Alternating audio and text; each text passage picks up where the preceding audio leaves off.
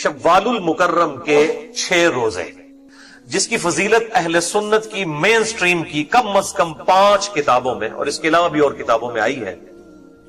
Number 1 صحیح مسلم، international number کے مطابق صحیح مسلم میں 2758 حدیث نمبر ہے، اور فواد عبد الباقی کی جو ترتیب ہے اس کے مطابق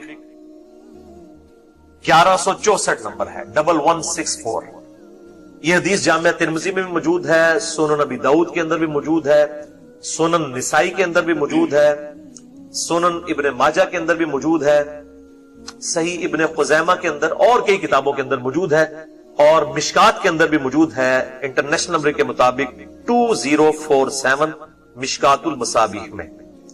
سیدنا ابو ایوب انصاری رضی اللہ تعالیٰ عنہ سے روایت ہے کہ امام کائنات صلی اللہ علیہ وآلہ وسلم نے فرمایا، جو شخص رمضان مبارک کے روزے رکھے اور اس کے بعد شوال المکرم کے 6 روزے رکھ لے، یعنی یکم شوال کو چھوڑ کر، اس دن روزہ رکھنا حرام ہے، وہ آگے احادیث بھی بخاری مسلم سے آئیں گی، باقی پورے جو 29 یا 28 دن بچتے ہیں یکم شوال کو چھوڑ کے اس میں 6 روزے رکھ لے، تو گویا کانا کا صیام الدہر، وہ گویا کہ ایسا ہے جیسا کہ وہ ایسا شخص ہو کہ جو ہمیشہ ہی روزے کی حالت میں رہتا ہے، یعنی جو روزانہ روزہ رکھے اس کی مانند اس کو ثواب ملے گا جو صرف شوال کے 6 روزے رکھ لے۔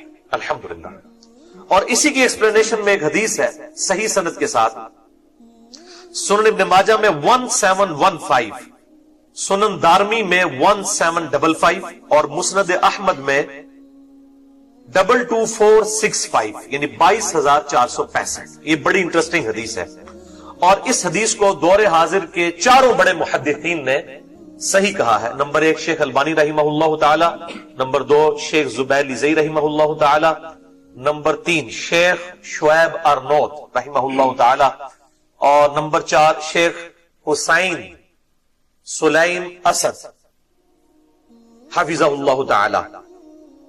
ان چاروں محدثین نے اس حدیث کو صحیح کہا ہے کہ آپ صلی اللہ علیہ وآلہ وسلم نے فرمایا، سیدنا ثوبان روایت کرتے ہیں رضی اللہ تعالیٰ عنہ، کہ رمضان مبارک کے 1 مہینے کے روزے 10 مہینے کے روزوں کے برابر ہیں، کیونکہ اسلام میں 1 نیکی کے بدلے 10 نیکی ہیں۔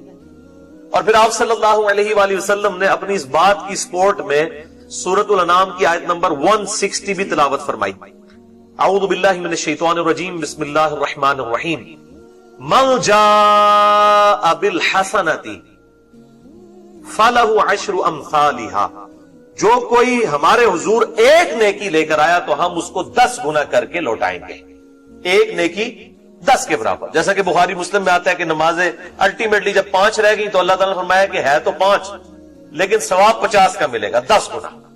اور قرآن میں بھی آیا 1 نیکی 10 نیکیوں کے برابر۔ تو اب رمضان مبارک کا 1 مہینے کے روزے کتنے مہینے کے روزوں کے برابر ہوئے؟ 10 کے برابر۔ پھر آپ صلی اللہ علیہ وآلہ وسلم نے فرمایا، اس کے بعد جو شوال کے 6 روزے رکھے تو وہ 2 مہینے کے برابر ہیں۔ کیوں؟ شوال کے جو 6 روزے ہیں جب ان کو 10 گنا کریں گے تو کتنے روزے بنے؟ 60، اور 60 کتنے مہینے ہوتے ہیں؟ 2۔ پوری میتھمیٹیکل کیلکولیشن ہے جناب۔ یہ کہتے ہیں 6 روزوں کا ثواب کس طرح ہو سکتا ہے 10 گنا؟ یہ 10 گنا ثواب ہے۔ تو آپ صلی اللہ علیہ وسلم نے پوری میتھمیٹیکل ایکویشن بتائی ہے، فرمایا شوال کے 6 روزے 2 مہینوں کے برابر ہیں، کیونکہ 6 × 10 = 60، اور 2 مہینے جو ہیں وہ 60 کے، یعنی لگاتار 2 مہینے 30 کے بھی تو ہو سکتے ہیں نا، زیادہ سے زیادہ 30 کے ہی ہوں گے، یا 29 یا 30۔ پھر آپ صلی اللہ علیہ وآلہ وسلم نے ساتھ ہی فرمایا، یوں یہ پورے سال کے روزے بن گئے، یعنی 6 روزے رکھنے سے 10 گنا ثواب، 10 مہینے کے روزوں کو رمضان کے 1 مہینے نے کور کیا، اور باقی ان 6 روزوں نے باقی کے 2 مہینوں کو کور کیا، یہ پورے سال کے روزے بن گئے۔ الحمدللہ۔ تو محنت کم اور اجر زیادہ، اس سے بہت زیادہ محنت کرنی پڑے گی اس فضیلت کو حاصل کرنے کے لیے جو صحیح بخاری اور صحیح مسلم میں متفق علیہ حدیث ہے، سیم اسی فضیلت کے اوپر، اور مشکات میں اس کا نمبر ہے 2054، کہ آپ صلی اللہ علیہ وآلہ وسلم نے فرمایا، جو شخص ہر مہینے میں 3 روزے رکھ لے، ہر مہینے 3 روزے، تو سال میں کتنے ہوئے؟ 36۔ اور 36 کو 10 سے ضرب دے تو 360 یعنی 355 کا ہوتا ہے نا. تو وہ بھی گویا ایسا ہے کہ جیسا کہ وہ صوم الدہر یعنی ہمیشہ کے روزے رکھنے والا ہے.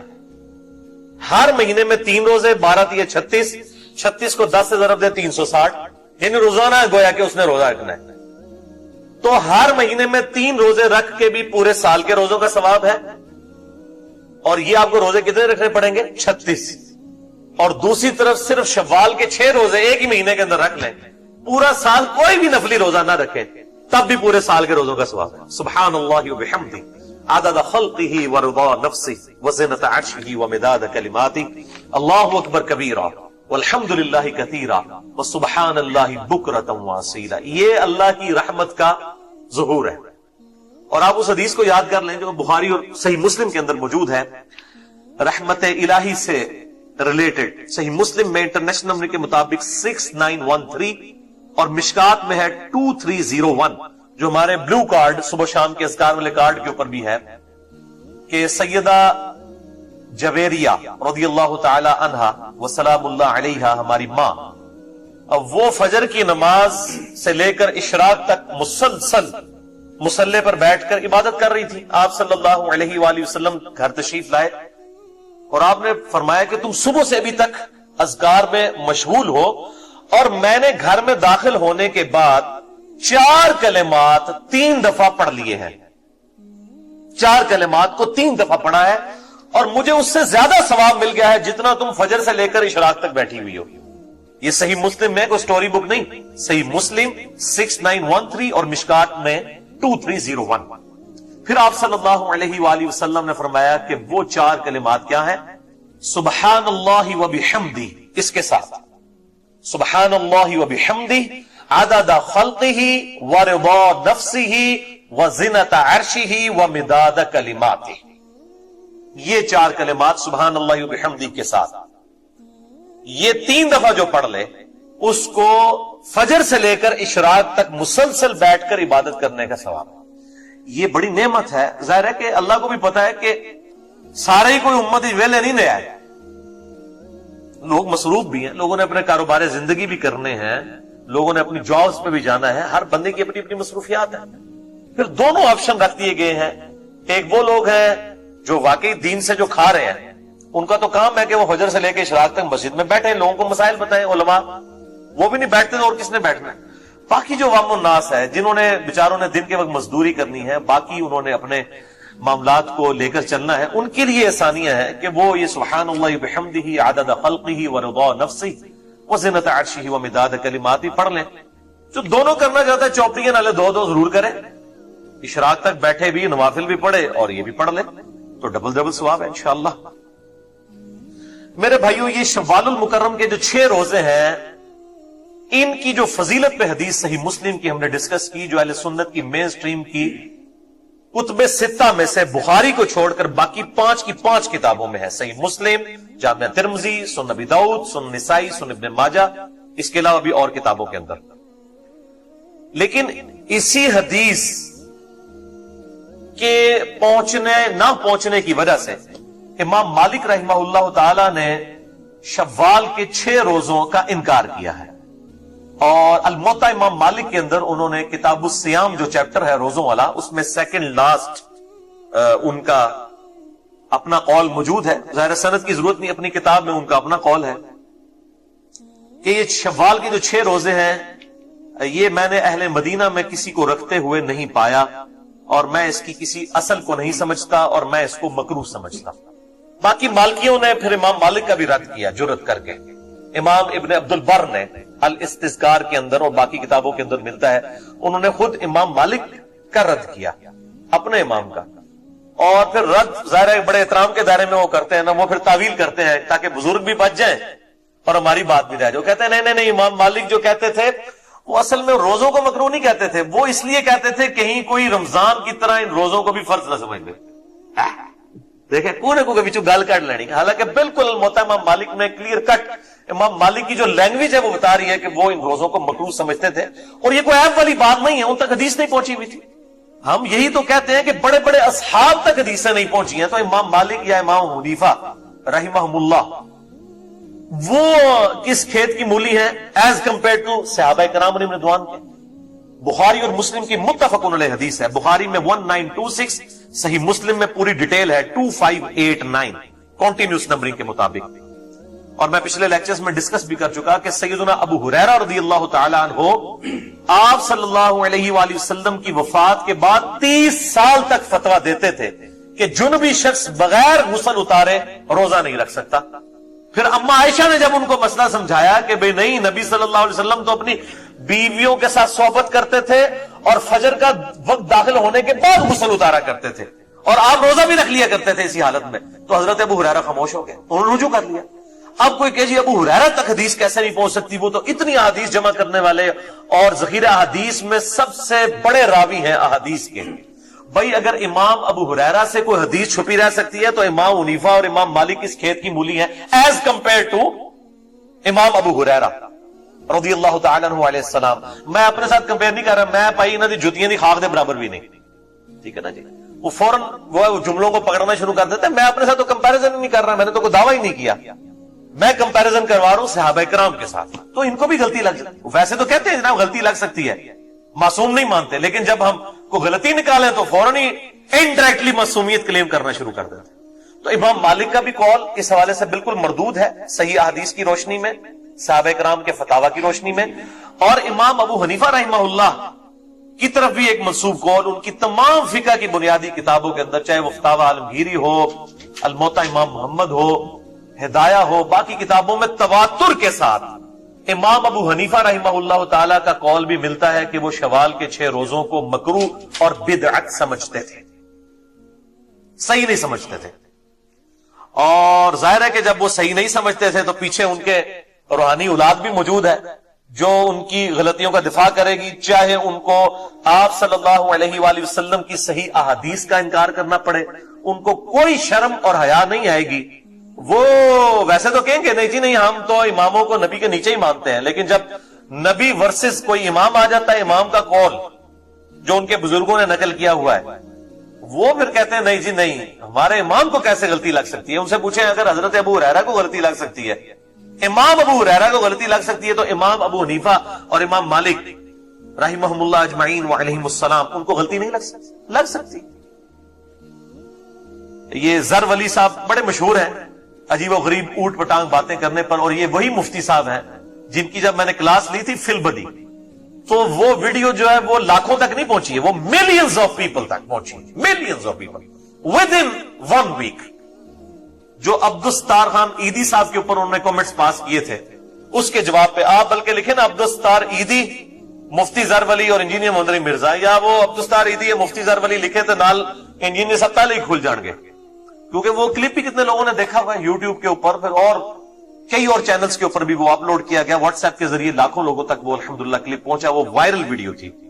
تو یہ وہی مفتی زر ولی صاحب ہیں. آج انشاءاللہ ان کے لیے ایک اور تحفہ ہے انشاءاللہ تعالی. انہوں نے باقاعدہ شوال المکرم کے 6 روزوں کے خلاف پوری کتاب لکھی ہے، اندازہ کریں، احادیث کے خلاف کتاب لکھی ہے، نبی علیہ السلام کے خلاف کتاب لکھی ہے دوسرے معنوں میں. اور وہ ہے یہ میرے بھائیوں کتاب، یہ ذرا ان کو دکھائیں جی. یہ کتاب میں نے ڈھونڈی لی ہے، ویسے تو یہ مجہول لوگ ہوتے ہیں، ان کی کتابیں اس طرح نہ تو پبلک خرید کے پڑھتی ہے نہ ان کی کوئی ورث ہوتی ہے، بڑی مشکل سے یہ بات اس کی ایک پوری جو ہے وہ کاپی میں نے حاصل کر لی ہے. یہ والا پیج دکھائیے گا جی، یہ والا. یہ کتاب ہے مفتی زر ولی صاحب کی کتاب، احسن المقال فی کراہیت صیام 6 شوال. وہ کہتے ہیں یہ بڑا ہی بہترین ریسرچ پیپر ہے، احسن المقال، ایسے ہی کہنا ریسرچ پیپر، اے ریسرچ پیپر دی جیڑی ہے نا سمجھو عربی، احسن المقال، بڑی ہی اچھا مقالہ ہے، یہ ریسرچ پیپر ہے، چنگا کام کیتا ہے. فی کراہیت صیام 6 شوال، اس کراہت کے اوپر کہ شوال کے 6 روزے رکھنا یہ مکروہ ہے. اے جناب ریسرچ پیپر لکھا جائے، احادیث کے خلاف ریسرچ پیپر لکھا ہے اور کہتے ہیں جی یہ بڑا اچھا ریسرچ پیپر ہے. اور اس ریسرچ پیپر کی جو ٹیکنیکل ڈسکشن ہے اوٹ پٹانگ قسم کی، اس میں 3 گھنٹے بول سکتا ہوں، لیکن ٹائم نہیں ہے. آلریڈی میرے شیخ نے، میرے استاد نے، شیخ زبیر زئی رحمہ اللہ تعالی المتوفى 1435 ہجری، انہوں نے باقاعدہ اس تقلیدی مولوی صاحب کا رد کیا ہے اپنے مقالات کی جلد 2 صفحہ نمبر 322 سے لے کر 328 تک. یہ ان صفحات کے اوپر مفتی ظفر ولی صاحب کا جو اس میں انہوں نے چھڑولے چھوڑی ہوئی ہیں نا، ان کا انہوں نے علمی گرفت کی ہے، لیکن کچھ چھڑولے ہیں جو ان کو انہوں نے چھوڑ دیا ہے. اصل میں ان چھڑولوں کو پکڑنا چاہیے تھا. میں وہ 3 چھڑولے ہیں نا پکڑ کے انشاءاللہ تعالی ابھی آپ کو میں ان مفتی صاحب کا علمی لیول آپ کو بتاتا ہوں انشاءاللہ تعالی. تو یہ پوری کتاب کا پوسٹ مارٹم ہو سکتا ہے، لیکن میں نے وہ کسی بندے کو چیک کرنے کے لیے نا وہ موٹی موٹی باتیں کر دی تو اس کی پتہ چل جائے گی اس نے چھڑولے کون سی چھوڑی ہوئی ہیں. یہ وہ باتیں جو شیخ زبیر صاحب نے ڈسکس نہیں کی اپنے مقالات کی جلد کے اندر، لیکن میں انشاءاللہ تعالی ان کو ڈسکس کروں گا. یہ پہلا ریفرنس صفحہ نمبر 28 پہ اسی کتاب کی انہوں نے جو ایک بہت بڑی شڈول ماری ہے. میرا خیال ہے ہمارے لیکچر میں بیٹھنے والا ہر شخص اس شڈول کا جواب دے سکتا ہے. یہ ذرا ہائی لائٹ کریں جی، یہ جو میں نے ہائی لائٹر پھیرا ہوا ہے جس کے اوپر، یہ جناب مفتی ظفر ولی صاحب نے اپنی کتاب جو ہے احسن المقال فی کراہیت صیام 6 شوال کے پیج نمبر 28 کے اوپر ایک شڈول چھوڑی ہے. میں شڈول اس لیے کہہ رہا ہوں کہ کوئی علمی بات نہیں تھی، میں انشاءاللہ تعالی اس کا جواب دیتا ہوں. یہ اس پہ لکھتے ہیں کہ واضح رہے کہ صیام الدہر کی صحیح اور صریح روایت میں ممانعت آئی ہے، چنانچہ صحیح مسلم کی انہوں نے ایک حدیث نقل کر دی. واضح رہے کہ ثواب کے لیے ہمیشہ ایسے اعمال ذکر کیے جاتے ہیں جو شرعاً محمود ہوں. وہ کہتے ہیں کہ جی آپ صلی اللہ علیہ وسلم نے تو ہمیشہ روزہ رکھنے کی ممانعت کی ہے، لہذا اگر صحیح مسلم کی حدیث میں شوال کے 6 روزوں کی یہ فضیلت آئی ہے کہ گویا کہ وہ ہمیشہ روزہ رکھنے والا ہے، تو احادیث میں تو ہمیشہ روزہ رکھنے کو غلط کہا گیا ہے. یہ کیسے ہو سکتا ہے کہ آپ صلی اللہ علیہ وآلہ وسلم اپنے کسی عمل کی ایسی فضیلت بتائیں جو اس چیز کے خلاف ہو جو آپ صلی اللہ علیہ وسلم نے خود منع فرمائی ہوئی ہے؟ تو کہتے ہیں آپ صلی اللہ علیہ وآلہ وسلم نے ہمیشہ روزہ رکھنے سے منع فرمایا، لہذا شوال کے 6 روزے رکھنے پر ہمیشہ روزوں کا ثواب ملنا، یہ کہتے ہیں لاجیکلی غلط ہے. وہ کہتے ہیں فضیلت تو ہمیشہ اس کام کی ہوتی ہے جو نیکی کا کام ہو. جب ہمیشہ روزہ رکھنا نیکی کا کام ہی نہیں ہے تو اس کی فضیلت کیسی؟ آن دا فیس آف آرگومنٹ بات تو بڑی صحیح ہے، لیکن شڈول چھوڑی ہے جو انہوں نے حدیث لکھی ہے نا اس کی سپورٹ میں کہ آپ صلی اللہ علیہ وآلہ وسلم نے ہمیشہ جو ہے وہ روزہ رکھنے سے منع فرمایا. صحیح مسلم کی حدیث، اور یہ حدیث مشکات کے اندر بھی آپ کو روزوں والے چیپٹر میں، نفلی روزوں والے چیپٹر میں مل جائے گی. پچھلے لیکچر میں بیان بھی کر چکا ہوں. اور یہ شوال کے 6 روزوں والی جو حدیث ہے اس کے اندر بھی یہ موجود ہے، یہ الفاظ موجود ہے. شوال کے جو 6 روزے ہیں جن کی حدیث کا نمبر میں پہلے بتا چکا ہوں، صحیح مسلم کی جو حدیث نمبر 2758 اس کے اندر بھی موجود ہے. آپ صلی اللہ علیہ وآلہ وسلم نے فرمایا کہ شوال کے 6 روزے رکھنے والا گویا کہ پورے سال کے روزے رکھنے والے کی طرح ہے. اور صحیح مسلم میں ہی حدیث موجود ہے کہ آپ صلی اللہ علیہ وسلم نے سیدنا عبداللہ بن عمر بن عاص رضی اللہ تعالیٰ عنہ کو روزانہ روزہ رکھنے سے منع فرمایا، اور فرمایا کہ اگر تم نے روزہ ہی رکھنا ہے روزانہ تو اس کی بجائے تم مہینے میں 3 روزے رکھ لیا کرو، تو گویا کہ تمہیں پورے سال کے روزوں کا ثواب مل جائے گا.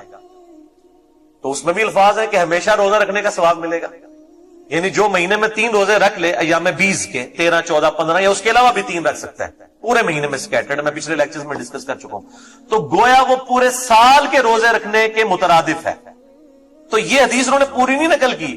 عبداللہ بن عمر بن عاص کو آپ صلی اللہ علیہ وآلہ وسلم نے روزانہ روزہ رکھنے سے منع کیا تھا، اور ساتھ ہی فرمایا کہ اگر تم مہینے میں 3 روزے رکھ لو، اور مسلم میں یہ الفاظ ہے یا ایک دن چھوڑ کر ایک دن روزہ رکھ لو، یعنی روزانہ روزانہ رکھو، ایک دن چھوڑ کر ایک دن روزہ رکھ لو، تو گویا تمہیں پورے سال کے روزے کا ثواب ملے گا. تو اسی میں فضیلت موجود تھی. اب یہ کتنی بےمانی کی ہے اس نے کہ آدھے الفاظ نقل کیے ہیں مفتی ظفر ولی نے کہ آپ صلی اللہ علیہ وآلہ وسلم نے روزانہ روزہ رکھنے سے منع فرمایا ہے، جبکہ اسی حدیث کے اندر الفاظ موجود ہے کہ آپ صلی اللہ علیہ وآلہ وسلم نے سیدنا عبداللہ بن عمر بن عاص سے کہا کہ اگر تو نے روزہ رکھنا ہی ہے نا تو بجائے روزانہ روزہ رکھنے کے تو مہینے میں 3 روزے رکھ لے، یا ایک روزہ رکھ ایک دن چھوڑ، ایک دن روزہ رکھ ایک دن چھوڑ، تو یہ داؤدی روزے ہو جائیں گے. اور یہ اسی طریقے سے ہے گویا کہ تو نے پورے سال کے روزے رکھے. لو جی جناب یہ حدیث بھی میں نے ڈھونڈ لی ہے مشکات کے اندر، گفتگو کے اندر ہی، اور اس میں یہ الفاظ موجود ہیں، اور یہ حدیث صرف صحیح مسلم میں نہیں ہے، یہ بخاری میں بھی موجود ہے، اور یہ حدیث صحیح بخاری اور مسلم کی متفق علیہ حدیث ہے، اور مشکات میں اس کا نمبر ہے 2054۔ میں آپ کو مشکات سے دکھانے لگا ہوں۔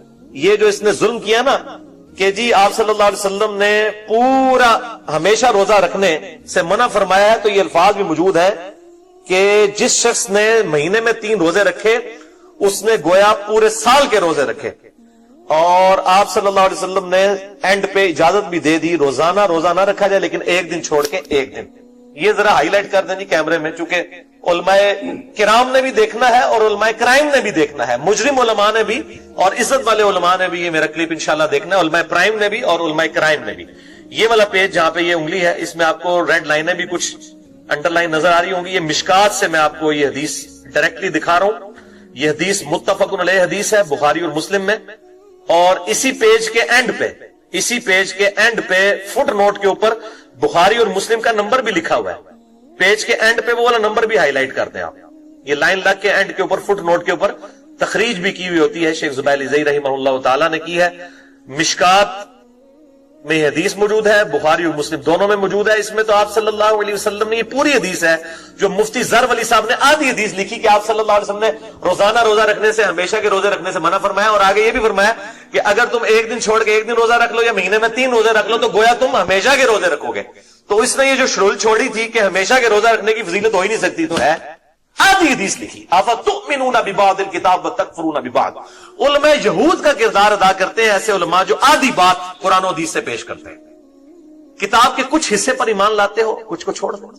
بخاری اور مسلم میں حدیث ہے میری امت میں وہی خرابیاں پیدا ہوں گی جس طرح کے اگلے لوگوں میں یہود و نصارہ میں پیدا ہوئی تھی، قدم بقدم بالش بر بالش، حتیٰ کہ ان میں سے کوئی گوہ کے سراغ میں داخل ہوا، میری امت بھی وہی کام کرے گی۔ صحابہ نے پوچھا یہ اگلے لوگوں سے مراد کون ہے؟ کیا یہود و نصارہ ہیں؟ آپ نے فرمایا وہ لوگ نہیں تو اور کون لوگ مراد؟ پھر قرآن میں تو سورہ توبہ میں کیٹاگوریکل مینشن ہوا آیت نمبر 31 میں، اتخذوا احبارهم ورهبانهم اربابا من دون اللہ۔ یہود و نصارہ نے اپنے علماء اور اپنے بزرگوں کو اللہ کو چھوڑ کر اپنا رب مان لیا ہوا تھا۔ یہاں پر انہوں نے امام حنیفہ اور امام مالک رحمہ اللہ تعالیٰ کو اپنا رب مان لیا، اس میں امام مالک اور امام حنیفہ کا کوئی قصور نہیں ہے۔ آج اگر حضرت عیسیٰ علیہ السلام کے بارے میں کرسچن نے ڈیوینٹی کلیم کی ہے تو ہم حضرت عیسیٰ کو تو کوئی کنڈیم نہیں کرتے، نعوذ باللہ من ذالک۔ حضرت عیسیٰ تو ان کو خود لتر مارے۔ آج امام مالک امام ابو حنیفہ زندہ ہوتے ہیں، ان تک یہ حدیثیں پہنچ چکی ہوتی تو ان کو خود جوتیاں مارتے کہ تم ہماری طرف سے غلط وکالت کیوں کر رہے ہو، نبی علیہ السلام کے مقابلے پہ ہمیں کھڑا کر رہے ہو، وہ خود مخالفت کر دے۔ تو یہ جناب ایک شڑول میں نے آپ کو دکھا دی، یہ مفتی زر ولی صاحب نے جو ایک دلیل اس میں جو ہے وہ باندھی تھی، اور مشکات میں یہ نمبر 2054 ریفرنس نمبر 2 اسی کتاب کا، یہ جو انہوں نے ریسرچ پیپر، اے جناب research paper they, a research میں اللہ بچائے جی اس طرح دی ریسرچ کو لوں۔ یہ جناب ایک اور شڑول ماری ہے انہوں نے صفحہ نمبر 39 کے اوپر، یہ بھی ذرا ہائی لائٹ میں نے کی ہوئی ہے، یہ بھی ذرا دکھا دیں جی کیمرے میں۔ یعنی وہ دلیل یہ بنا رہے ہیں کہ جی یہ کیسے ہو سکتا ہے کہ امام مالک اور امام حنیفہ ان روزوں کو نہیں مان رہے اور باقی امت کو روزے پتہ چل گئے۔ اندازہ کریں اللہ دے بندے ہو، انہاں دو امامہ نے ٹھیکہ لیا ہوا سی اسلام دا، نعوذ باللہ من ذالک، کہ ان تک جو دین پہنچے گا وہی دین ہوگا اور ان کے بعد کسی اور تک صحیح بات نہیں پہنچ سکتی، جبکہ کمیونیکیشن کے ذرائع بھی اتنے عام نہیں تھے اس وقت۔ آج والا معاملہ تو نہیں آپ تک وہ حدیث پہنچی ہے تو آپ ٹیکسٹ کر دیں اور میرے جیسے بندے فیس بک پہ چڑھا کے لاکھوں لوگوں تک بات پہنچا دیں، وہ آج والا دور تو نہیں تھا۔ تو یہ لکھتے ہیں اہل علم کو ٹھنڈے دل سے اس پر بھی غور کرنا چاہیے، صفحہ نمبر 39 پہ 39 پہ، جب امام مالک شوال کے 6 روزوں کو بدعت قرار دے رہے ہیں اور امام حنیفہ سے نقول صحیحہ کے ساتھ کراہت منقول ہے تو آخر اس مستحب کا کیا درجہ رہ جاتا ہے؟ او مولانا صاحب درجہ رہ جاتا ہے، تہاڈی جعلی ڈگری کا کوئی درجہ نہیں رہ جاتا۔ جدو امام ابو ہریرہ تک حدیث نہیں پہنچتی اور وہ 30 سال تک یہ فتویٰ دیتے ہیں کہ جنبی شخص بغیر غسل اتارے روزہ نہیں رکھ سکتا، ان کو اگر امام ابو ہریرہ کو غلطی لگ جاتی ہے تو امام مالک اور امام حنیفہ کو غلطی نہیں لگ سکتی۔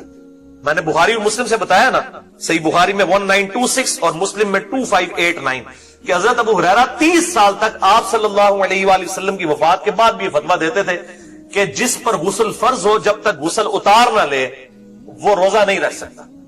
پھر اما عائشہ نے بتایا کہ نبی علیہ السلام تو جنبی ہوتے تھے اپنی بیویوں کے ساتھ ازدواجی تعلق قائم کرنے کی وجہ سے، اور آپ صلی اللہ علیہ وسلم طلوع فجر کے بعد غسل اتارتے تھے اور روزہ بھی رکھ لیا کرتے تھے. اندازہ کریں، یعنی جنبی ہونے کا مطلب ہے ان کو پتا ہوتا تھا میں جنبی ہوں، اس کے باوجود آپ غسل ڈیلے کر دیتے تھے. یہ احتلام والا چکر نہیں ہے، اس میں تو وہ تو اس سے بھی ورس کنڈیشن ہے اس اعتبار سے. اس میں تو ویسے ہی آزادی ہونی چاہیے. اس میں تو آپ کو پتا ہوتا تھا مجھ پہ غسل فرض ہے، تب بھی آپ صلی اللہ علیہ وآلہ وسلم اس حال میں طلوع فجر کرتے کہ آپ جنبی ہوتے اور آپ روزہ رکھ لیا کرتے. الحمدللہ. تیسری شرول دیکھیں، یہ آسن المقال فی کراہیت صیام ستۃ شوال. یہ آج چھوٹے چھوٹے مینڈک جو ہے نا مارکیٹ میں نکلے ہوئے ہیں اور کہتے ہیں نہیں جی امام حنیفہ نے تو کبھی مکروہ نہیں اس کو کہا. اب یہ مینڈک اتنے چھوٹے ہیں، میں ان کے نام بھی لینا جو ہے نا وہ سمجھتا ہوں کہ ان کو مشہور کرنے والی بات ہے. اور پائی اپنے بزرگوں کو جاؤ وڈیا کو جا کے پوچھو اللہ جو بندے ہو کہ کیا یہ تواتر کے ساتھ نقل ہوئی ہیں ان سے فقہ حنفی کتابوں سے، اور اگر یہ کتابیں جعلی ہیں تو پوری فقہ ہی جعلی ہے پھر. ٹھیک ہے نا جی، انہی کتابوں کے اوپر چلنا ہے. یہ آپ 46 نمبر پیج کے اوپر ذرا آپ دلیل سنیں تو آپ حیران ہو جائیں گے. انہوں نے کہا کہ جی دلیل کیا ہے ہماری، یہ پیج نمبر 46 پہ میں نے ہائی لائٹ کیا ہے. یہ مفتی زر ولی صاحب کی جو کتاب ہے احسن المقال فی کراہیت صیام ستۃ شوال، بڑا بہترین ریسرچ پیپر اس بات کے اوپر کہ شوال کے 6 روزے رکھنا مکروہ ہے. بڑا یہ پیڑا قسم کی ریسرچ پیپر لکھا ہے. یہ آسن المقال وہی ہے بدعت حسنہ، یہ والا آسن ہے. ٹھیک ہے، تو اس میں یہ لکھتے ہیں صفحہ نمبر 46 پہ، نیز محی الدین ابن عربی جو اولیاء اللہ کے سرخیل اور سید الطائفہ ہیں، وہ کہتے ہیں دلیل ہے کہ بزرگوں نے کہہ دیتا ہے، اور بزرگ بھی کہنا سب تو کنٹروورشل بزرگ اس امت ہے محی الدین ابن عربی، جس کے حوالے سے بڑے بڑے شرکی عقائد بھی فتوحات مکیہ کے اندر موجود ہیں. اور یہ انہوں نے شیخ صاحب کی جو عبارت بھی نقل کی ہے فتوحات مکیہ سے کی ہے. یہ وہ کہتے ہیں کہ جب محی الدین ابن عربی جو اولیاء اللہ، خالی اولیاء لکھ دیتے تو ٹھیک سی، اولیاء اللہ تو اللہ نو پتا ہے، صحابہ کرام تو بات کسی کے لیے اب ڈیفینیٹلی اولیاء اللہ تو بس حسن ظن ہو سکتا ہے آپ کا، کیونکہ بریلویوں کے اولیاء اللہ جو ہے وہ اولیاء الشیاطین ہیں، دیوبندیوں کے جو اولیاء اللہ ہیں وہ بریلویوں کے شیاطین کے اولیاء ہیں. تو یہ من دون ہی اولیاء ہے، اللہ کو چھوڑ کے اور اولیاء. تو بہرحال یہ چونکہ انہوں نے لکھا ہے جو اولیاء اللہ کے سرخیل اور سید الطائفہ ہے وہ بھی اس حدیث کو منکر اور ضعیف فرما چکے ہیں. ماشاءاللہ جی، انہوں نے کہڑی حیثیت کیڈا بڑا کو محدث ہے گیا اللہ دے بندے ہو. 6 صدی دے اندر ایک صوفی آیا ہے، انہوں کہہ رہے ہیں چونکہ انہوں نے کہہ دیتا ہے، یعنی گویا کہ امام بخاری امام مسلم نے کہہ دیا ہے، گویا کہ وہ ضعیف فرما چکے ہیں. گویا علماء اور اولیاء کا ان روایات کے ترک پر اتفاق ہو گیا. وہ کہتے لو جی اے مجمع البحرین ہو گیا، جس طرح سے کہتے ہیں نا سنی شیعہ کا اتفاق ہو گیا. وہ کہتے ہیں دیکھو جی علماء کا بھی اتفاق ہو گیا، یعنی امام مالک امام حنیفہ، کیونکہ ان کو اولیاء نہیں وہ مانتے، ان کو علماء ہی کہیں گے. وہ ان کے لیے تو اولیاء تو اس قسم کے لوگ ہوں گے نا جو ان الحق کہیں یا وہ وحدت الوجود کی رانگ انٹرپریٹیشن کو صحیح سمجھتے ہو. تو کہتے ہیں وہ اس پہ علماء اور اولیاء کا ان روایات کے ترک پر اتفاق معلوم ہو رہا ہے، جو اس کے استحباب کی بجائے کراہیت کا قرینہ ہے. واللہ اعلم. شکر ہے اینڈ واللہ اعلم کہ اللہ بہتر جانتا ہے. بالکل جی اللہ تعالیٰ بہتر جانتا ہے کہ تسی کوڑ مارے ہیں، بالکل کوڑ مارے ہیں جی، بالکل اللہ بہتر جانتا ہے. یہ جناب میں نے جو ہے اس کا پوسٹ مارٹم کر دیا. باقی جو ہے وہ کسی کو گھول کے تو کوئی چیز نہیں پلائی جا سکتی، ہم صرف دلائل کے ساتھ جو ہے وہ چیزوں کو واضح کرتے ہیں. اور شوال کے 6 روزوں کے حوالے سے یہ بھی بات یاد رکھیں کہ عید کے بعد یہ 6 روزے کسی بھی وقت رکھے جا سکتے ہیں. یہ ضروری نہیں، بعض لوگوں نے کہا جی ایک روزہ جڑا نا جی عید تو فوراً بعد رکھ لو، باقی 5 جس ٹائم مرضی رکھ لو. بالکل کوئی ایسی بات نہیں. شوال کے پورے مہینے میں یہ 6 روزے رکھنے. ایون جو ایام 20 کے روزے ہیں ان میں بھی بخاری مسلم میں ہے کہ 13 14 15 کے علاوہ بھی پورے مہینے کے اندر کسی بھی وقت 3 روزے رکھے جا سکتے ہیں. اور اسی طریقے سے میرا تو مشورہ اس حوالے سے یہ ہے کہ رمضان مبارک کے فوراً بعد عید کا دن چھوڑ کے 2 شوال سے یہ روزے شروع کر دیے جائے تو بڑی آسانی ہے، کیونکہ انسان کی جو مشینری ہے نا وہ رننگ میں آئی ہوتی ہے، رننگ ہو چکی ہوتی ہے. آپ دیکھیں آج کل روزے زیادہ ٹف ہے پہلے اور دوسرے روزوں سے کمپیئر کریں، کیونکہ اب جون کا تقریباً یہ آپ سمجھ لیں مڈ اینڈ ہو چکا ہے. آج 21 جون ہے، کل سب سے لمبا دن ہے 22 جون سال کا. لیکن آپ دیکھیں کہ آپ کو بالکل یعنی فیل ہی نہیں ہوتا 21 رمضان مبارک ہے، جون کی تو آج 17 ہے، کل 18 جون ہے، تو 22 رمضان مبارک بنے گا. آپ کو فیل ہی نہیں ہوتا، حالانکہ شروع کے 2-4 روزے انسان کو لگ پتا جاتا ہے کیونکہ روٹین سیٹ ہوتے ہیں. اب اتنی روٹین ہے کہ یاد ہی نہیں ہوتا کہ یار پیاس بھی لگ رہی ہے، کچھ سوچے نا روزہ ہے تو پھر پتا چلتا ہے. تو اسی طریقے سے یہ شوال کا ایک دن جب گزر جائے، یکم شوال، ساتھ ہی آپ یہ شوال کے 6 روزے شروع کر دیں تو رکھنے آسان ہو جائیں گے. باقی اگر ساتھ نہیں بھی رکھ رہے جس ٹائم مرضی رکھیں. اور بعض جو مریض ہیں اور مسافر ہیں اور بعض عورتیں ہیں جن کے مخصوص ایام کی وجہ سے رمضان کے 6-7 روزے گزر گئے، وہ پھر یہ کرتی ہیں جی شوال کے 6 روزے تو رکھنا ہی نہیں، انہوں بھی چیز قضا دی نیت بھی کر لینے. یہ بھی لوگ کر رہے ہیں، وہ کہتے ہیں جی ہم رمضان کے روزوں کی قضا دے رہے ہیں اور ساتھ ہی ایک ہی روزے کے اندر ڈبل نیت کر لیں گے. وہ کہتے ہیں جتنی نیتیں کریں گے اتنا ثواب ملے گا. بالکل غلط بات ہے. جو الگ چیز ہے وہ الگ ہی ہے میرے بھائی. آپ کے روٹی کھانے سے میرا پیٹ نہیں بھرنا، میری روٹی کھانے سے آپ کا پیٹ نہیں بھرنا. لہذا وہ جو 6 روزے ہیں جو کسی عورت کے چھوٹ گئے وہ الگ سے ہیں. یہ شوال کے 6 روزے الگ سے رکھنے ہوں گے، اس کا ایکویلنٹ نہیں بنیں گے. اور بعض لوگوں نے تو یہاں تک بھی مشہور کر دیا ہے کہ جس نے شوال کے 6 روزے ایک دفعہ رکھ لیے پھر پوری زندگی اس پہ فرض ہو جائیں گے. یہ بھی مشہور ہے، بڑی بڑی شڈولیں چل رہی ہیں. وہ کہتے ہیں جی ایک بار جنہیں رکھ لیا نا انہیں پھر ہمیشہ ہی رکھ لیں. بھائی نفلی عبادت ہے، وہ ہمیشہ کیسے واجب ہو سکتی؟ تو میں اس کانٹیکسٹ میں آخری بات کروں کہ یہ میں نے جتنا غصہ نکالا ہے یہ فقہ حنفی کے ان علماء پر نکالا ہے جو صحیح احادیث کی موجودگی میں ان روزوں کا مذاق اڑا رہے ہیں. جن محدثین تک یہ احادیث نہیں پہنچی وہ اللہ تعالیٰ کے حضور ماجور ہیں، اور میجارٹی فقہ حنفی اور فقہ مالکی کے لوگ 99% میں کہوں گا، اور عوام تو 100%، علماء بھی 99% یہ روزے رکھتی ہے. یعنی میں خود 31 سال تک حنفی رہا ہوں، مجھے نہیں یاد پڑتا کہ بالغ ہونے سے لے کر 31 سال کی عمر تک، اور پھر اب الحمدللہ میری 40 سال ہونے والی ہے، تو میں نے کبھی یہ روزے چھوڑے ہوں. ہم حنفی تھے، کٹر حنفی تھے بریلوی، لیکن روزے رکھا کرتے تھے. تو شوال کے 6 روزے، بلکہ یہاں پہ ہمارے جیلم میں جو وہ کالے دے والے پیر ہیں اور ان کی وہ گدی تو وہاں سے کوٹلی سے چلی ہوئی ہے، وہ بڑے پیر صاحب فوت ہو چکے ہیں.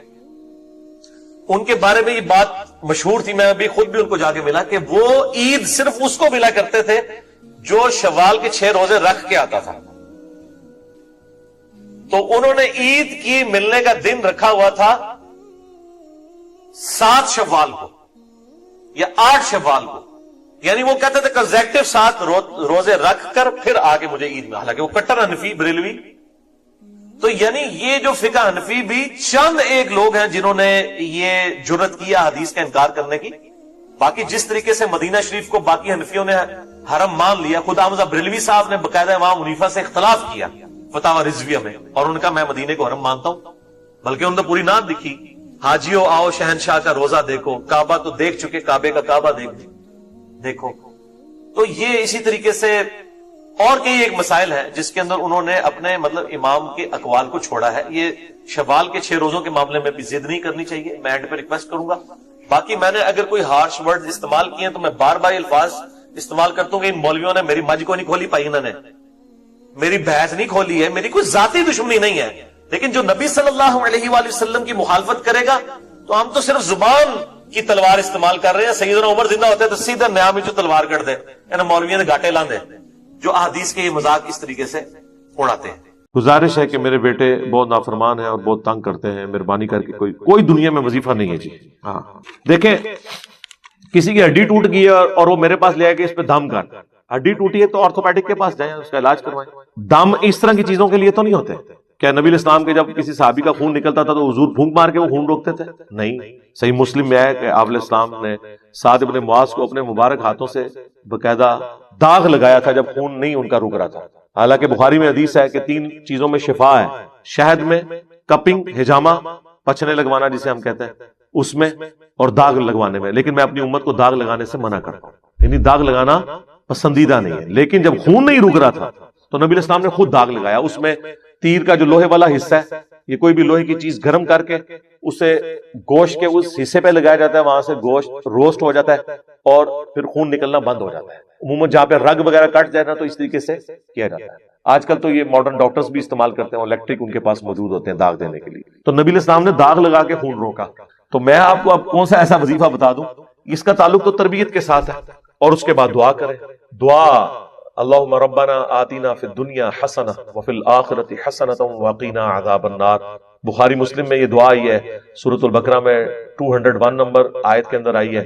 تمام کاموں کے لیے یہ دعا ہے. اسپیسیفکلی بیوی بچوں کے لیے سورۃ الفرقان میں آئی ہے، ربنا ھب لنا من ازواجنا وذریاتنا قرۃ اعین وجعلنا للمتقین اماما. اے اللہ ہماری بیویوں اور ہماری اولاد میں ہماری آنکھوں کی ٹھنڈک بنا دے اور ہمیں پرہیزگار لوگوں کا امام بنا. یعنی ہماری اولاد میں نیک لوگ پیدا ہوں اور ہم ان کے امام ہوں. یہ امام سے مراد امام مسجد نہیں ہے، فور فادرز. تو یہ دعا ہے جی سورۃ الفرقان میں آئی ہے. بالکل سورۃ الفرقان کے اینڈ پہ وہ آپ پڑھیں، یہی وظیفہ ہے. باقی تربیت سے جو معاملات ہوں گے، آپ خود نماز نہ پڑھیں، خود آپ سگریٹ پیئیں اور بچہ آپ کا نشہ کر رہا ہے اور آپ کہہ رہے ہیں جی کوئی وظیفہ بتا دیں کہ بچہ نماز شروع کر دے یا یہ سگریٹ چھوڑ دے، کوئی ایسا وظیفہ نہیں. اور اگر آپ خود نیک ہیں تو 90% یہ چانس ہے کہ بغیر تبلیغ کے بھی بچے اس راستے پہ چل پڑتے ہیں. البتہ ایکسیپشنز آر آلویز دیئر. حضرت نوح کا بیٹا بھی کافر نکلا ہے، وہ ہو سکتا ہے، لیکن عموماً ایسا نہیں ہوتا. عموماً یہی ہے کہ جس ڈگر پہ آپ چل رہے ہیں نا، آپ جو کچھ اپنے بچوں کو دیکھنا چاہتے ہیں وہ خود بنے، لیکن آپ کہتے ہیں میں وہ خود نہیں بن سکتا، ان کو میں بناؤں گا، تو سر پھر ٹائم قیامت تک لگے رہو. اور ایسا بھی ہو جاتا ہے بعض اوقات کتنے بدماش قسم کے لوگ ہیں ان کے بچے اتنے شریف ہوتے ہیں، لیکن یہ رول نہیں ہے. رول یہی ہے کہ 90% بچے چار ہاتھ پہ ہو تو بھی آگے ہوتے ہیں. تو ایکسیپشن سے آپ یہ ڈیڈکٹ نہیں کر سکتے کہ چونکہ اس طرح کی ایکسیپشنز موجود ہیں لہذا یہ ایسے ایسے ہو جاتا ہے. ایسے نہیں ہوتا. یا ایھا الذین آمنوا، اے اہل ایمان، لا تتخذوا آباءکم و اخوانکم، مت بناؤ اپنے ماں باپ کو، اپنے بھائیوں کو، اولیاء، اپنا دوست. کس صورت میں دوست نہ بناؤ؟ ان استحبوا الکفر علی الایمان، اگر وہ ایمان کے مقابلے میں کفر کی روش اختیار کرتے ہیں نا تو تمہاری کوئی جگری یاری ان کے ساتھ نہیں ہونی چاہیے. مطلب کیا؟ پرائورٹی اللہ اور اس کے محبوب صلی اللہ علیہ وآلہ وسلم کی نسبت ہے. ایک تمہارا رشتہ دار نہیں ہے نا اور وہ اللہ اور اس کے پیغمبر کا ماننے والا ہے نا، اس سے تمہاری جگری یاری ہونی چاہیے. اور ایک تمہارا سگا رشتہ دار بھی ہے نا، اگر وہ اللہ اور اس کے رسول کا باغی ہے تو پھر اس کے ساتھ کوئی لحاظ والا معاملہ نہیں. ہاں دنیا میں معروف طریقے سے تو وہ چلنا ہی چلنا ہے، لیکن وہ لحاظ نہیں ہوگا. حتیٰ کہ حضرت نوح علیہ السلام کا جب بیٹا ڈوبا ہے اور انہوں نے کہا یہ میرے اہل بیت میں سے، تو اللہ تعالیٰ یہ تمہارا اہل ہی نہیں ہے، کیونکہ اس کے اعمال کافروں والے ہیں. پیغمبر کے جسم کا ٹکڑا ہو کے بھی اللہ نے کہا ہے کہ یہ تمہارا رشتہ دار نہیں ہے، تو باقیوں کے رشتہ دار تو شاہی کوئی نہیں اگر وہ کفر کی روش کو اختیار کرتے ہیں. سرکار یہ قرآن والا جو دین ہے نا جی، یہ بڑا مشکل ہے. ادھر تو سب کچھ سینٹرڈ اراؤنڈ گاڈ ہے. جو گاڈ کا ماننے والا ہے وہ آپ کے سر کا تاج ہے، چاہے وہ آپ کے دشمن خاندان سے بھی تعلق رکھتا ہے. آپ نے پھر یہ لحاظ نہیں کرنا. میں آپ کو اپنا بتاؤں، ہمارے کئی ایسے ریلیٹیوز ہیں جن سے یعنی ہمارے آباء و اجداد کے زمانے سے بول چال بند، 25 30 40 سال سے ایک دوسرے کو دشمن ڈکلیئر کیا ہوا ہے، لیکن آج ان کے بچے کالج یونیورسٹیز میں اسٹوڈنٹس ہیں، یہاں آتے ہیں، ملتے جلتے ہیں، کوئی مسئلہ نہیں. ان کے یہاں سے بڑوں نے بھی آنا شروع کر دیا. یعنی اسلام ایک ایسا رشتہ ہے جو سارے رشتوں سے آپ کو آزاد کر دیتا ہے. اب ہماری نظر میں اب ہم اس چیز کو پیٹیں کہ جی ہمارے آباء و اجداد کے ساتھ انہوں نے زیادتی کی تھی یا ہماروں نے ان کے ساتھ زیادتی کی تھی. ہماری تو جہاں مرضی جائیں گی، ہم تو اپنی آخرت کی فکر میں. ہمیں تو وہ اچھا لگتا ہے جو اللہ اور اس کے رسول کی وجہ سے عز و جل و صلی اللہ علیہ وآلہ وسلم ہم سے تعلق رکھے ہوئے اور ہم اس سے تعلق رکھے ہوئے. رشتہ داریاں کیا چیز ہے؟ قریب ہونا کیا چیز ہے؟ تو یہی تو صحابہ کرام میں تھا. جنگ میں اس طرف باپ کھڑا ہے، دوسری طرف بیٹا کھڑا ہوا ہے، اور یہ بڑا مشکل ڈیسیجن تھا. شکر ہے ہمیں اس لیول پہ نہیں اترنا پڑا. ہمارے تو زیادہ ناراضگیاں ہو جاتی ہیں یا کوئی ایسا معاملہ ہو جاتا ہے، تلوار نہیں ایک دوسرے کے خلاف اٹھانی پڑتی، کوئی زیادہ گالی گلوچ کر لیتا ہے، اس سے زیادہ کوئی کیا کرے گا. تو تمہارے آباء و اجداد میں ہو یا بھائیوں میں ہو، تم ان سے محبت کی روش نہیں اختیار کر سکتے. کفر کو ایمان پر ترجیح تم نہیں دے سکتے. وَمَن يَتَوَلَّهُم مِّنكُمْ، اور جو کوئی تم میں سے ان کے ساتھ دوستی گانٹتا ہے، فَأُولَٰئِكَ هُمُ الظَّالِمُونَ، تو وہی ظلم کرنے والا ہے. اچھا، اس دوستی سے مراد آپ یہ نہ سمجھیے گا کہ حسن اخلاق سے بھی منع کیا جا رہا ہے، نہیں. تو قرآن میں واضح ہے کہ اللہ کے بعد سب سے زیادہ حق ماں باپ کا ہے.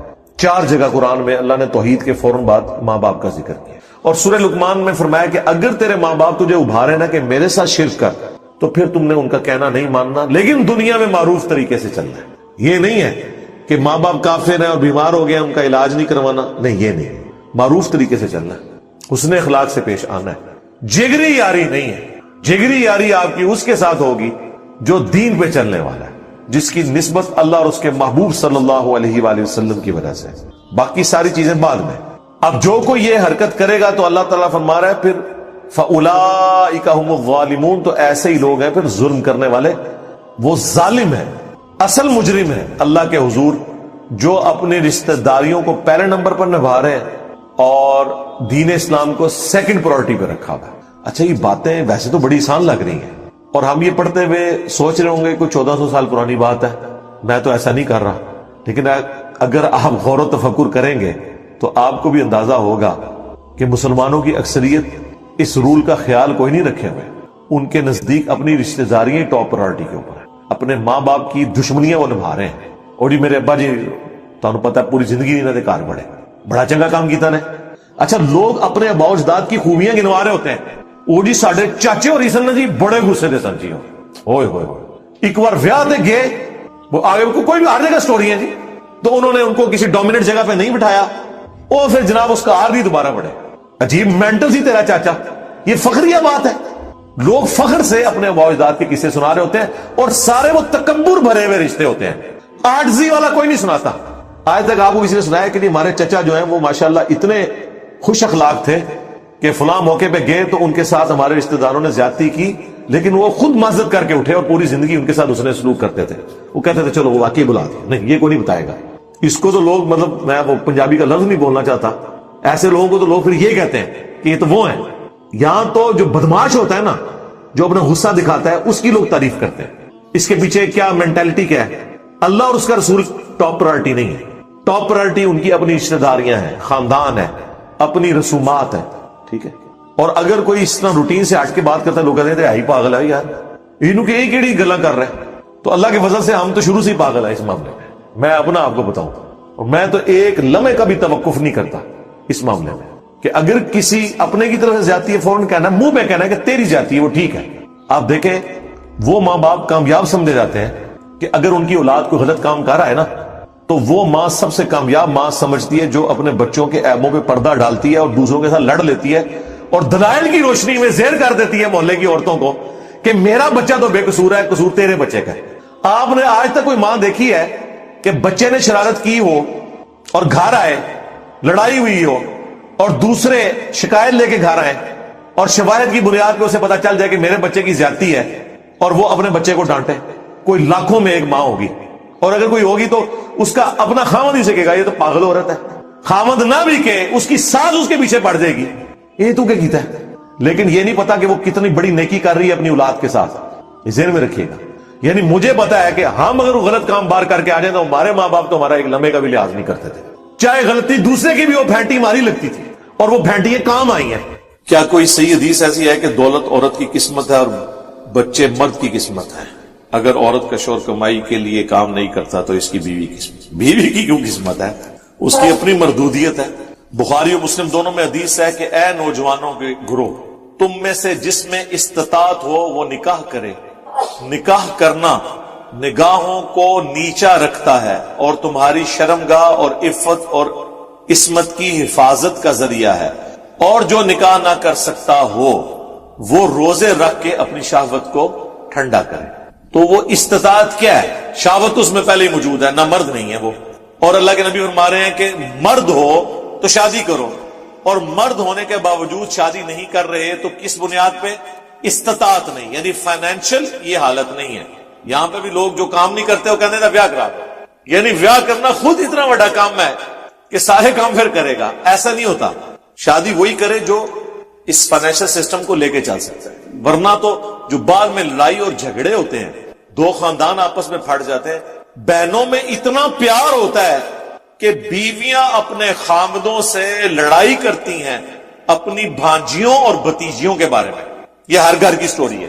ایک لفظ نہیں سن سکتی وہ اپنی بھانجیوں اور بھتیجیوں کے بارے میں اپنے خاوند سے. اتنا وہ پیار کرتی ہیں, پیار سے بیاہ کے لاتی ہیں, اور سب سے بڑی دشمن اول وہ بنی ہوتی ہیں ان کی. اور پھر حالت یہ ہوتی ہے کہ وہ دو بہنیں زندگی بھر, بہن بھائی زندگی بھر ایک دوسرے کا منہ بھی نہیں دیکھتے. تو اس سے تو بہتر تھا شادی نہیں ہوتی. یہ پرابلمز آ جاتے ہیں. اور 90% ایشوز فائنانس کے ہوتے ہیں. جہاں پہ کھانے پینے کا معاملہ چل رہا ہو نا, وہاں پہ معاملات صحیح رہتے ہیں. لہٰذا یہ ایک دم شادی نہیں کروا دینی چاہیے. تو قسمت والا معاملہ نہیں ہے, یہ انسان نے اپنے معاملات کو خود لے کے چلنا ہے. یہ اللہ تعالیٰ تو اس طرح کی چیزوں میں بلیو نہیں کرتا. یہ سب کے سب معاملہ اللہ تعالیٰ کے اختیار میں. سورہ الشورى کے اینڈ پہ آیا, اللہ تعالیٰ جسے چاہتا ہے بیٹے دیتا ہے, جسے چاہتا ہے بیٹیاں دیتا ہے, جسے چاہتا ہے دونوں دیتا ہے, جسے چاہتا ہے بے اولاد رکھتا ہے. اللہ نے تو اس کو مرد و عورت کے ساتھ لیٹ ہی نہیں کیا. یہ تو اللہ کی مرضی ہے. ایون آپ دیکھیں کرسچینٹی کے اندر اما حوا کے اوپر بلیم کیا جاتا ہے کہ انہوں نے ورگلایا تھا ابا جی آدم کو علیہ السلام. ایو کہتے ہیں, اور ایو سے ایول بنا ہوا ہے, برائی کی جڑ ایو حوا. لیکن قرآن آپ کھول کے دیکھیں سورۃ الاعراف میں سٹارٹ ہی میں قصہ آدم اور ابلیس پوری تفصیل کے ساتھ آیا ہے, اور وہ تسنیہ کے سیغے کے ساتھ. ان دونوں نے یہ کیا, ان دونوں کو ہم نے یہ حکم دیا, وہ دونوں یہ کرنے لگے. ہر جگہ اللہ نے تسنیہ کا سیغا ہے, سنگولر کا سیغا یوز ہی نہیں کیا. یعنی دونوں نے غلطی کی. اور یہاں پہ لوگ جو ہے نا وہ ڈال دیتے ہیں. ویسے تو اب سائنس تو خیر کچھ اور ہی بات کرتی ہے, وہ میں یہاں پہ ڈسکس نہیں کرنا چاہتا. وہ تو مرد کے کھاتے میں ڈالتی ہے اولاد کے اس ایشو کو. بہرحال نہ وہ مرد کے کھاتے میں نہ عورت کے, یہ اللہ نے ڈیسائیڈ کرنا ہے. مرد کی بھی کیا اپنی کمپیٹنسی ہے. کتنے جوڑے ہیں مرد و عورت, ان کو ڈاکٹرز نے میڈیکلی فٹ قرار دیا ہے, اولاد نہیں ہوگی.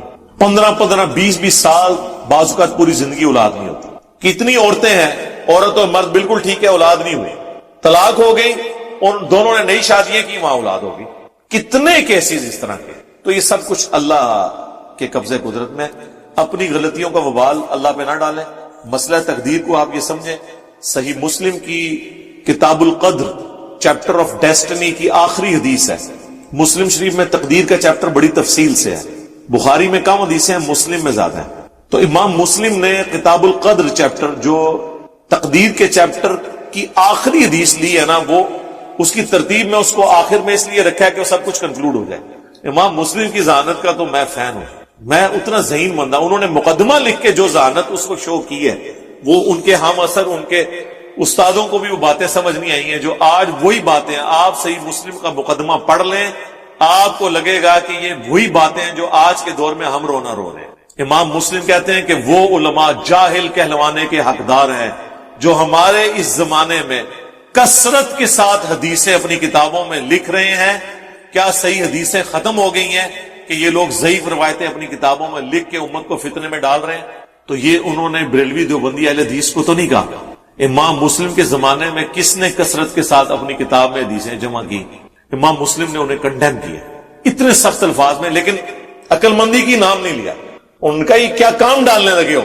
پھر انہوں نے کنکلوڈ کیا مقدمے کو دیکھو حدیث سے یا حلال و حرام اخذ ہوتا ہے یا ترغیب اور ترہیب ہوتی ہے, یعنی کسی کام کی ترغیب دلانا اور کسی گناہ سے ڈر سنانا, یا کوئی شرعی احکام اس سے استنباط کیے جاتے ہیں, یا حلال و حرام کا فیصلہ ہوتا ہے. ان تینوں کیسز میں صحیح حدیث ہونا ضروری ہے کیونکہ دین کی بنیاد آپ اس پہ رکھیں. تو اتنے وہ سخت الفاظ کے ساتھ امام مسلم کی یہ ذہانت تھی.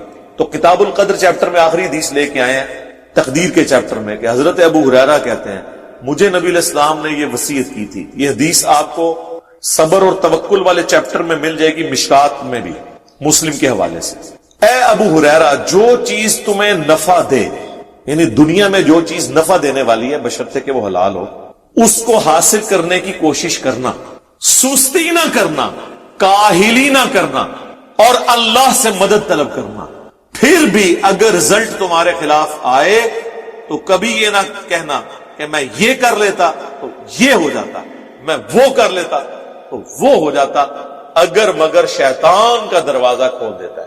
یہ آخری حصے پہ تو لوگ ایمفسائز کرتے ہیں, پہلے حصے پہ ذرا آپ غور کریں کہ کوشش پوری کرنی ہے, سستی اور کاہلی نہیں کرنی, اور اللہ سے مدد طلب کرنی ہے. یعنی یہ نہیں ہے کہ آپ خالی پیپر دروشی پڑھ کے پھونک کے دے آئے انشاءاللہ فیل ہی ہوں گے کیونکہ آپ نے کاہلی پوری حدیث پہ تو عمل نہیں کیا. یعنی دنیاوی طور پہ آپ نے اپنی پوری ایفرٹ پٹ کرنی ہے, اس کے بعد اللہ سے مدد طلب کرنی ہے. پھر بھی رزلٹ آپ کے خلاف آئے نا پھر آپ نے سمجھ لینا ہے کہ کوئی اور ہستی ہے جو یہ نہیں چاہتی کہ یہ اس طرح ہو، اور میرے حق میں وہی بہتر ہے جو سورۃ البقرہ میں آئے کہ کئی چیزیں جس سے تم کراہت کرتے ہو اور اس میں تمہارے لیے خیر چھپی ہوتی ہے، اور کئی چیزیں جس سے تم محبت رکھتے ہو کہ تمہارے حق میں ہو جائیں اور اس کے اندر تمہارے لیے شر چھپا ہوتا ہے. اللہ جانتا ہے، تم نہیں جانتے. میں اپنی زندگی میں کئی واقعات آپ کو ایسے بتا سکتا ہوں پرسنل